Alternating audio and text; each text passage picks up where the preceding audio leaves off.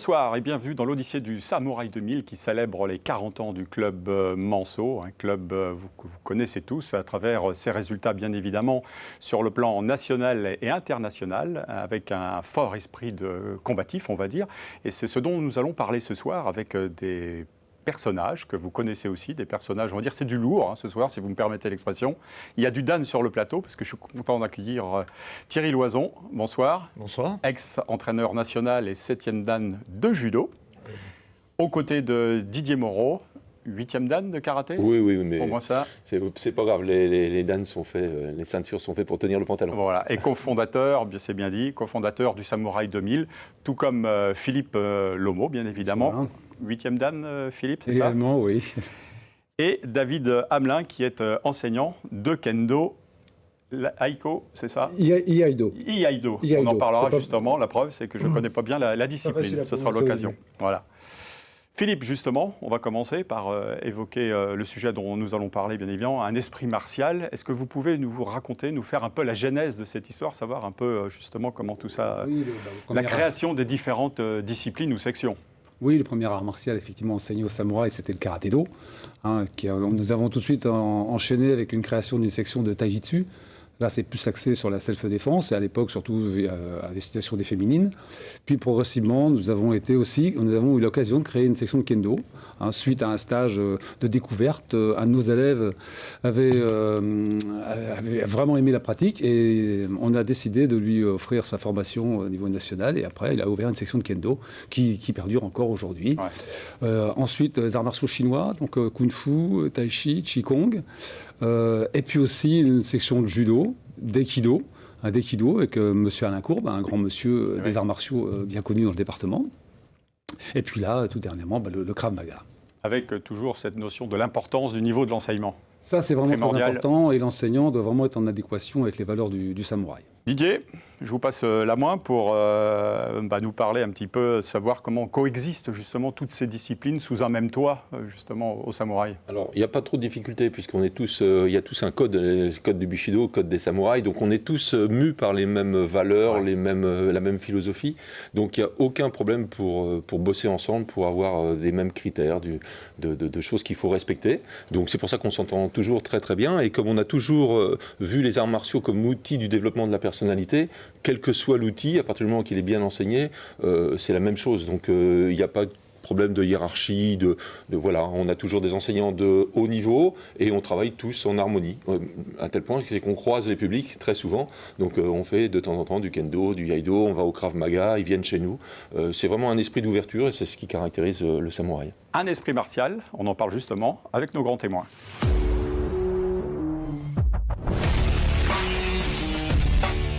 On va justement en parler avec Thierry Loison, j'ai dit tout à l'heure, ex-entraîneur national et 7e Dan de judo. On parlait de complémentarité au samouraï. Est-ce que vous pouvez en témoigner, vous, Thierry, justement, à l'occasion de ce que vous avez pu vivre ? On va parler de vos connaissances empiriques.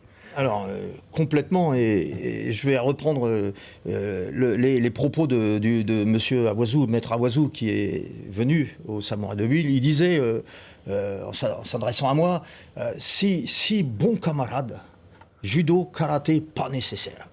Vous savez pourquoi ? C'est parce qu'il plaçait les valeurs morales au-dessus de toutes les autres. Et c'est pour ça qu'il s'est senti tout de suite bien au Samouraï 2000. Rue des Acacias, je vous rappelle, dans l'ancien dojo. Et faut dire que le samouraï, à l'époque, avait mis les petits plats dans les grands, parce que, en fait, pour accueillir les judokas qui ont toujours rêvé sur le département d'avoir un dojo départemental. Je fais une annonce. Voilà. Alors, l'anecdote, elle était assez marrante, c'était que dans le dojo, on pose le portrait du maître, vous savez, et il y avait le maître du karaté, Funakoshi, maître Funakoshi, et j'avais été voir maître Awazu, je lui ai dit, mais on peut enlever le portrait, puis il m'a dit, tiens, Thierry, pas bon comme ça, là. Il fallait que les deux cohabitent, et ça a été un sketch, on a mis presque 10 minutes à savoir où on allait les placer sans qu'ils se gênent. Donc, on voit très bien que au-delà de la cohabitation, ils vivaient bien ensemble les principes des arts martiaux. Ouais, sachant que Maître Awazu, c'est le top du top, puisqu'il était 10e Dan, c'est ça, de judo ? Alors, non, il était 9e Dan. Nous avons toujours pensé qu'il devait être 10e Dan, mais le maître vivait en France. Et l'empereur avait décidé, au Japon c'était comme ça, qu'il fallait qu'il retourne au Japon pour avoir le 10e Dan. Et lui, la famille étant installée à Paris, il est resté droit dans ses bottes, il est resté à Paris et il n'a jamais eu le 10e dan. Ouais. Mais en fait, nous le portons comme le sommet de notre pyramide en termes de valeurs, justement les valeurs dont parlait Didier. Ouais, c'est bien la preuve qu'on pouvait faire cohabiter la tradition et la pratique sportive, c'est ça ? Évidemment, parce que en fait, déjà, dès le départ, Didier, Philippe et moi-même, on partageait la même vision de cette pratique des arts martiaux pour les valeurs communes que nous avons. Et la seule différence qui s'opère entre nous, en fait, ce sont des valeurs, des différences techniques. On a des techniques, si vous voulez, différentes, mais on s'appuie sur les mêmes principes. Voilà. Donc il n'y a absolument aucune différence. Ouais. Merci Thierry. David Hamelin, justement, est-ce que vous pouvez nous raconter un petit peu votre parcours, nous parler du kendo notamment ? Alors moi, mon parcours, il ne débute pas par le kendo, il débute par le karaté à 11 ans au KCO. J'avais comme professeur André Cotreau, que vous avez reçu il y a quelques temps. Ouais, donc ça c'était rue Loiseau. Rue Loiseau, c'est ça, au Mans, ouais. Donc après quelques années d'aïkido, et en septembre 1996, oui, donc j'arrive au Samouraï 2000 dans la section kendo. Le kendo, pour décrire, c'est de l'escrime au sens plein du terme. Hein. D'accord. C'est le cousin japonais de l'escrime occidental qu'on connaît. On voit des images d'ailleurs à l'écran, Voilà, donc c'est porter un casque, bien évidemment, une protection. Voilà, donc l'arme, effectivement, n'est pas du tout la même. On ne travaille pas avec un fleuret, mais avec un shinai, un sabre bambou. Donc l'équipement est différent, les règles sont différentes, mais ça reste de l'escrime. Un mot quand même sur l'aïdo. Qu'est-ce que justement, je posais la question en préambule. Un peu moins connu en effet. Qui est une discipline à part entière, mais qui vient en complémentarité du kendo. Enfin, les deux se complètent. Les aido, ce sont des katas pratiqués, cette fois-ci avec un vrai sabre. Donc, pour des raisons évidentes, on ne peut pas avoir de partenaire ou d'adversaire. Et c'est une sorte de dictionnaire de techniques qui vont permettre de répondre de la manière la plus efficace possible à une situation donnée. Ouais.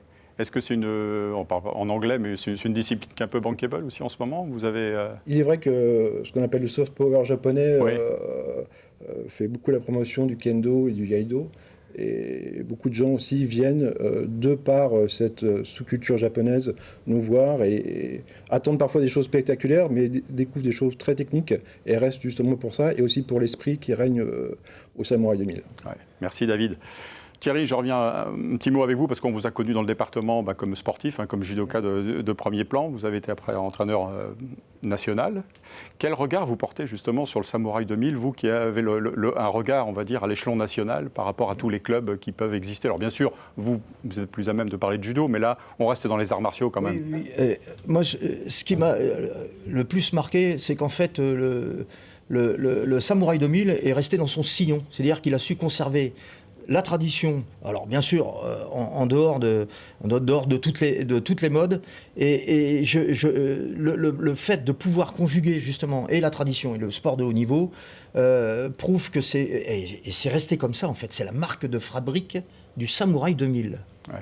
Vous êtes d'accord, Didier ? Je vous vois acquiescer. Oui, ouais, on avait annoncé la couleur d'entrée, on avait mis Samouraï 2000, Samouraï la tradition et 2000 la modernité.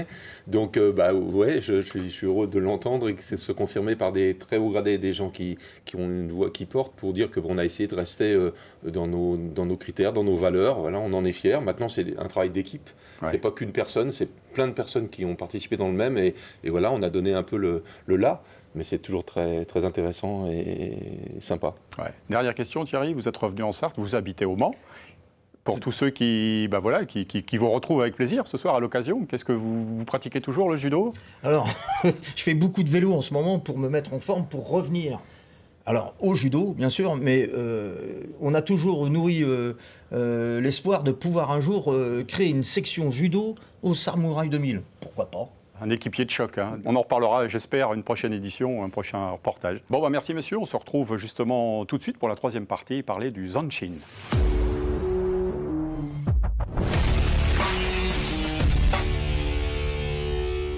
Eh bien justement, Didier, le Zanshin, de quoi est-ce ? Voilà, le Zanshin, c'est propre à beaucoup d'arts martiaux. C'est ce qu'on appelle l'état de vigilance. C'est un état d'esprit du combat. Ça nous oblige à développer la perception, l'anticipation, l'intuition. Donc, c'est-à-dire qu'après avoir frappé, par exemple en karaté, on ne doit pas débrancher. C'est pas un jeu. Donc, c'est pas parce que l'arbitre a dit yamé, il a dit d'arrêter, qu'on doit passer à autre chose. Non, on vient de frapper, on reste en lien avec son adversaire, même s'il est au sol, même s'il est à terre. Il y a toujours un laps de temps où on essaie de développer, de savoir exactement ce qui se passe, avoir une perception perception du temps et de l'espace, et c'est ça le Zanshin. Donc après, ça peut bien sûr être élargi à la vie courante. Ouais, justement, quelle est l'influence de l'art martial sur, on va dire, la vie de tous les jours ? Ah ben, il y en a énormément, hein. On a pu le voir dans les différentes émissions, mais par exemple pour parler du Zanshin, ça développe chez nous faire confiance à nos intuitions. C'est-à-dire que quand on croise quelqu'un, même en self-défense, on ressent les choses. C'est-à-dire que même par rapport à une agression, même par rapport à plein de choses, on ressent les choses et tout de suite on se dit attention, là je dois être vigilant. Cet état de vigilance, on le développe. Et cette perception de l'autre, des signaux faibles par exemple, quand on sent que quelque chose est en train de mal se passer, bah, ça nous apprend à le percevoir. Donc c'est dans les arts martiaux et dans de nombreux arts martiaux, on a ça. Ah oui, on peut parler même de l'exploration, de la vision des arts martiaux par rapport au monde, quoi. Complètement. La perception. Complètement. Ah, oui. Ouais. Puis c'est prendre des informations, savoir percevoir les informations. Donc c'est-à-dire se renseigner aussi sur son adversaire ou même dans les entreprises. C'est-à-dire avoir, Zanshin, c'est l'état de vigilance, mais au sens large. Par exemple, si on a des concurrents, on peut avoir un Zanshin très large, c'est-à-dire aller voir que font les autres, etc. Ouais. Et de plus près, s'apercevoir qu'il va y avoir une attaque, ou après avoir frappé, rester vigilant, pas débranché. On le voit pour certains compétiteurs, des fois, l'arbitre dit jamais, ils débranchent et ils prennent une technique. Et là, c'est pas normal. Ça, c'est du jeu. Nous, on n'est pas dans le jeu. Ça ne s'arrête jamais. Philippe, justement, comment sensibiliser les jeunes à cet état d'esprit ? Les jeunes et les moins jeunes. Et les moins jeunes aussi, ouais. Donc c'est lors des entraînements, bien évidemment, puisque là, on a plein d'exercices justement pour sensibiliser les personnes à travailler leur Zanshin.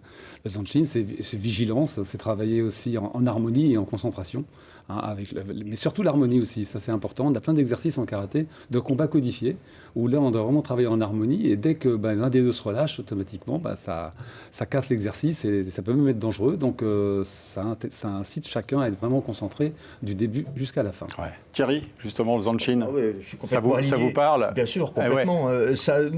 On développe, je suis complètement d'accord avec vous, les experts du karaté. C'est l'état d'esprit qui anime d'ailleurs le haut niveau, parce que c'est un état de vigilance extrême, redoutable d'ailleurs. Et c'est pourquoi nous les formons un petit peu comme ça, nos athlètes. Il faut bien voir pour bien comprendre, pour bien agir. David, un mot peut-être aussi ? Oui, le Zanshin extrêmement présent en kendo, hein, en escrime, où avec la pointe du shinai, du sabre bambou, on va chercher à capter les intentions de l'autre. Et l'après-technique est aussi importante qu'en karaté, parce qu'on doit rester dans la technique jusqu'au bout et ne pas appuyer sur le bouton stop une fois que la technique a été donnée. Ouais. On va parler d'un symbole justement sur le plateau, c'est la ceinture, Didier ? Oui, voilà.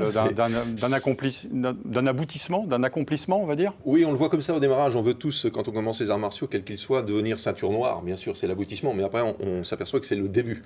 On commence l'art martial quand on est ceinture noire.